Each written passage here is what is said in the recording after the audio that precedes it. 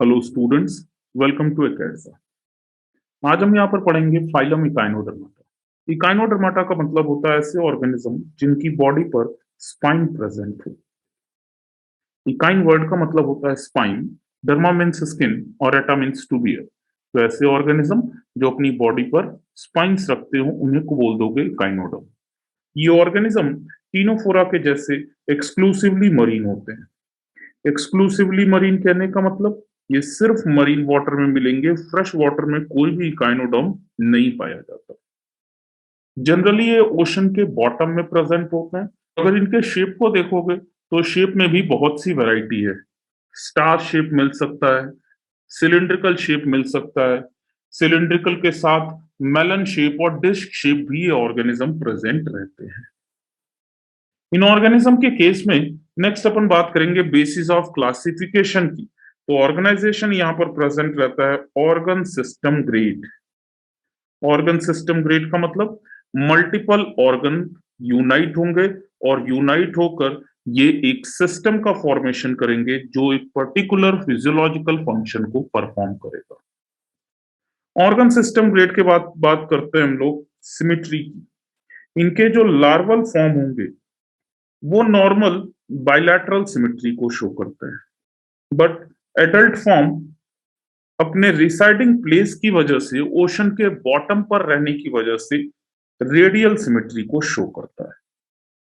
तो सिमेट्री वाला पॉइंट यहाँ पर इंपॉर्टेंट है क्योंकि दोनों तरह की सिमेट्री यहाँ पर पाई जाती है। नेक्स्ट आ जाओ इनके जर्मिनल लेयर। तो जर्मिनल लेयर सभी प्रेजेंट, कंडीशन को क्या बोल सकते हो आप, ट्रिप्लोब्लास्टिक। और ट्रिप्लोब्लास्टिक का मतलब आपको मैंने बताया था कि एक्टोडर्म, एंडोडर्म, मेसोडर्म सभी चीजें प्रेजेंट है। ये ऑर्गेनिज्म ट्रू सीलोमेट होंगे और ट्रू सीलोमेट में भी ज्यादा स्पेसिफिक अगर बोले तो इनको बोल सकते हो एंटेरोसीलोमेट। याद करना, एंटेरोसीलोमेट में तुमको पॉइंट मैंने बताया था ऐसे ऑर्गेनिज्म जिनमें सीलोम का development out pocketing of gut से हो। और ये कंडीशन तुम्हें 3 फाइलम में देखने को मिली थी। एक तो हो गया आपका इकाइनोडर्म, इकाइनोडर्म के बाद हेमिकॉर्डाटा और हेमिकॉर्डाटा के बाद कॉर्डाटा। तो ये तीनों फाइलम ऐसे हैं जिनके केस में सीलोम एंट्रोसिलस कंडीशन से डेवलप हुआ। सीलोम के बाद नेक्स्ट बात करते हैं इन ऑर्गेनिज्म के मॉर्फोलॉजिकल फीचर्स की। तो मॉर्फोलॉजिकल फीचर में आप इस डायग्राम को देखो। यहां मैंने स्टारफिश के 2 सरफेसेस को शो किया। एक सरफेस वो जहां पर माउथ प्रेजेंट है, दैट इज ओरल सरफेस। और दूसरा सरफेस वो जहां पर एनल अपर्चर प्रेजेंट है, that is aboral surface. Opposite to mouth is aboral. इसी ओरल सरफेस को वेंट्रल सरफेस भी बोल सकते हो। और जो इसका एबोरल सरफेस है वो ऑपोजिट टर्मिनल पर प्रेजेंट रहेगा, मींस ऑपोजिट टू ओरल रहेगा। और इसे आप डॉर्सल सरफेस भी बोल सकते हो। जो स्पाइन लाइक स्ट्रक्चर है वो इनके डॉर्सल सरफेस पर ज्यादा इजीली विजिबल होंगे। वेंट्रल सरफेस पर ये स्पाइनी स्ट्रक्चर कम विजिबल होते हैं क्योंकि वेंट्रल सरफेस पर दूसरी चीजें लाइक एम्बुलैक्रल ग्रूव्स वगैरह भी प्रेजेंट रहेगा। तो ज्यादातर जो स्पाइनी स्ट्रक्चर है वो तुम्हें इसके डॉर्सल सरफेस पर देखने को मिलेगा। इन स्पाइन्स के चारों तरफ कुछ पिंसर लाइक स्ट्रक्चर भी प्रेजेंट रहते हैं और ये पिंसर लाइक स्ट्रक्चर को आप नाम दे सकते हो पेडिसिलरी। और ये पेडिसिलरी कॉन्टिन्यूसली मूव करते हैं जिसकी वजह से ये इनकी बॉडी को क्लीन रखते हैं। सेंटर में जो मैंने ब्लू कलर का पार्ट शो कर दिया ये इसका एक कैलकेरियस स्पाइन रहेगा। स्पाइन के बाद नेक्स्ट आप इस ओपनिंग का भी लेबलिंग देख लो। स्पाइन के बाद नेक्स्ट इस ओपनिंग का लेबलिंग, तो इसे हमने पहले ही डिस्कस कर लिया था। यह है एनल अपर्चर और एनल अपर्चर के बगल में एक और सीव लाइक स्ट्रक्चर प्रेजेंट रहेगा जिसका नाम तुम दे सकते हो मैड्रेपोराइट।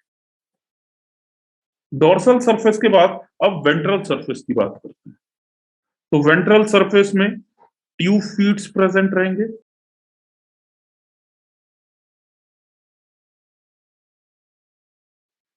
ट्यूब फीट के बाद जो सेंटर में स्पेस बचा उस स्पेस का नाम होता है एम्बुलैक्रल ग्रूव। तो अगर इसके मॉर्फोलॉजिकल फीचर्स को देखें तो हमें ये कुछ बेसिक फीचर्स हैं जो यहाँ पर दिखेंगे। नेक्स्ट बात करते हैं मेट्रोपोराइट और ट्यूब फीट के रिलेशन। अब हम यहाँ पर पढ़ेंगे काइनोडर्म के केस में वाटर वैस्कुलर सिस्टम, और वाटर वैस्कुलर सिस्टम में तुम्हें ये डायग्राम समझना है। जो प्रीवियस डायग्राम मैंने स्टारफिश का ड्रॉ किया था ये उसी डायग्राम से रिलेटेड है। स्टारफिश के डायग्राम में मैंने डोर्सल सरफेस पर बोला था मेड्रेपोराइट और वेंट्रल सरफेस पर बोल दिया था tube feet. Ampulla, podium and sucker ये तीनों को मिला करके ही बोलते हो ट्यूब फीट। तो अब मेड्रेपोराइट एंड ट्यूब फीट के बीच में क्या क्या चीजें प्रेजेंट है उसे फोकस करना है। नंबर 1, जो भी वाटर इसके बॉडी में एंटर करना है वो मेड्रेपोराइट से एंटर करता है। मेड्रेपोराइट से एम्पुला और एम्पुला से स्टोन कनाल। तो स्टोन कनाल सेकंड पोजीशन पर आ सकता है।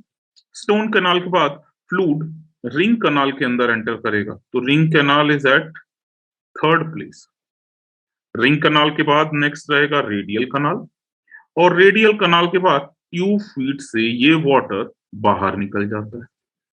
तो यहां पर तुम्हें ये सीक्वेंस समझना पड़ेगा, और सीक्वेंस में नंबर 1 है मेट्रोपोराइट, नंबर 2 हो जाएगा इधर स्टोन कनाल, नंबर 3 हो जाएगा ring canal, number 4 radial canal, और नंबर 5 पर हो जाएगा ट्यूब फीट।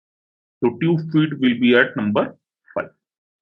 अब यहाँ ये जो सिस्टम दिख रहा है तुम्हें, यही सिस्टम इसकी बॉडी में locomotion, food capturing, transport of food, excretion, respiration, इन सभी चीजों से रिलेटेड है। और इस सिस्टम को आप बोल सकते हो एम्ब्यूलैक्रल सिस्टम, या एम्ब्यूलैक्रल सिस्टम के साथ इसका दूसरा नाम हो सकता है water vascular system. Water vascular system के फंक्शन क्या क्या हो जाएंगे? तो नंबर 1 फंक्शन इसका हो जाएगा लोकोमोशन। लोकोमोशन के बाद ये वाटर वैस्कुलर सिस्टम फूड को कैप्चर भी करने में हेल्प करता है, और फूड के कैप्चरिंग के बाद आप transport of food, excretion and respiration भी इसमें इंक्लूड कर सकते हो। तो इन सभी फंक्शन में एम्ब्यूलैक्रल सिस्टम या वाटर वैस्कुलर सिस्टम का रिक्वायरमेंट रहता है। सबसे पहला पॉइंट है यहां पर डाइजेस्टिव सिस्टम। डाइजेस्टिव सिस्टम के केस में याद रखना, इन ऑर्गेनिज्म के केस में जो डाइजेस्टिव सिस्टम प्रेजेंट रहेगा वो होगा complete. Complete digestive tract present, जिसका एक ओपनिंग हो जाएगा माउथ बॉडी के वेंट्रल सरफेस पर, और दूसरा ओपनिंग हो जाएगा एनस बॉडी के डोर्सल सरफेस पर। डाइजेस्टिव सिस्टम के बाद नेक्स्ट आ जाओ रेस्पिरेटरी सिस्टम पर। तो रेस्पिरेशन और रेस्पिरेटरी सिस्टम के केस में याद रखना यहाँ पर गिल्स भी प्रेजेंट होते हैं, और इन गिल्स को डर्मल ब्रैंकी भी बोला जाता है। सर्कुलेटरी सिस्टम की यहां पर बात करोगे या सर्कुलेशन की बात करोगे तो ओपन सर्कुलेशन प्रेजेंट रहेगा, और ओपन टाइप सर्कुलेशन के साथ इन ऑर्गेनिज्म के केस में हार्ट एब्सेंट होता है। एक्सक्रीटरी सिस्टम कोई वेल डिफाइंड नहीं है, तो यहां पर आप सिंपली लिख सकते हो no excretory system, but excretory waste तो बॉडी में बनेगा, और एक्वेटिक हैबिटेट का ऑर्गेनिज्म है तो एक्सक्रीटरी वेस्ट यहां पर बन जाएगा इसका अमोनिया। तो ये इस अमोनिया को अपने बॉडी से डिफ्यूज करता है। अमोनिया के बाद नेक्स्ट आ जाओ यहाँ पर नर्वस सिस्टम। नर्वस सिस्टम भी इन ऑर्गेनिज्म के केस में poorly develop, simple nervous system. Nervous system के बाद रिप्रोडक्शन। तो रिप्रोडक्शन के केस में याद रखना इन ऑर्गेनिज्म में सेक्सुअल रिप्रोडक्शन प्रेजेंट रहता है, और सेक्सुअल रिप्रोडक्शन के साथ ये ऑर्गेनिज्म यूनिसेक्सुअल होते हैं। इन ऑर्गेनिज्म के केस में लार्वल स्टेजेस भी प्रेजेंट रहेंगे, इसीलिए डेवलपमेंट इसका हो जाएगा इनडायरेक्ट डेवलपमेंट।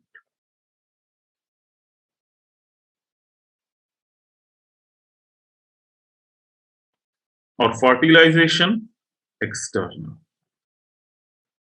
तो ज्यादातर चीजें यहाँ पर ऐसी ही हैं जो आपने पहले भी पढ़ी, like aquatic organism generally external fertilization करता है, और unisexual organism generally sexual reproduction को परफॉर्म करेगा।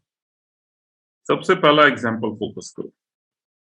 फर्स्ट एग्जांपल जो यहां पर दिया है, इस ऑर्गेनिज्म को लिखा है क्रिनॉइडी। तो Crinoidea is a class and organism का नाम हो जाएगा यहां पर सी लिली। सी लिली के बाद दूसरा ऑर्गेनिज्म दिया है एस्टेरॉयडी का मेंबर, और एस्टेरॉयडी का मेंबर डायग्राम से समझ सकते हो, ये ऑर्गेनिज्म है स्टारफिश, और स्टारफिश का साइंटिफिक नेम होता है एस्टेरियस। उसी तरह सी लिली का भी याद रखना, एंटीडॉन। तो Antedon and Asterias, these are the scientific names. Third group यहां पर दिया है ओफिरॉयडी, और ओफिरॉयडी के केस में याद रखना इस ऑर्गेनिज्म का नाम हो जाएगा ब्रिटल स्टार, और इसका साइंटिफिक नेम हो जाएगा ओफ्यूरा। ओफिरॉयडी के बाद आ जाओ नेक्स्ट ग्रुप जिसका नाम है इकाइनॉयडी, और इकाइनॉयडी के केस में ऑर्गेनिज्म का नाम हो जाएगा सी अर्चिन। सी अर्चिन के केस में याद रखना साइंटिफिक नेम इकाइनस, और इस ऑर्गेनिज्म को एरिस्टोटल लैंटन भी बोलते हैं। लास्ट ग्रुप यहां पर जो प्रेजेंट है उसको बोल दिया होलोथुरॉयडी, और ऑर्गेनिज्म का नेम हो जाएगा होलोथूरिया, और इसका कॉमन नेम रहेगा सी ककम्बर।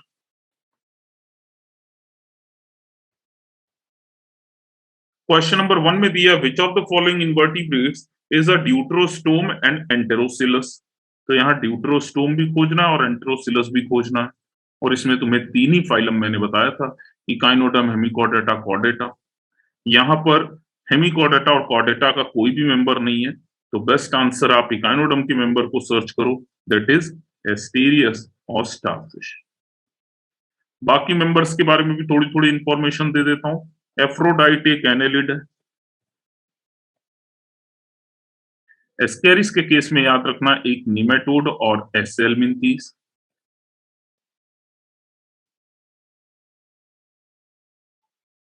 और पाइला के केस में याद रखना मोलस्का।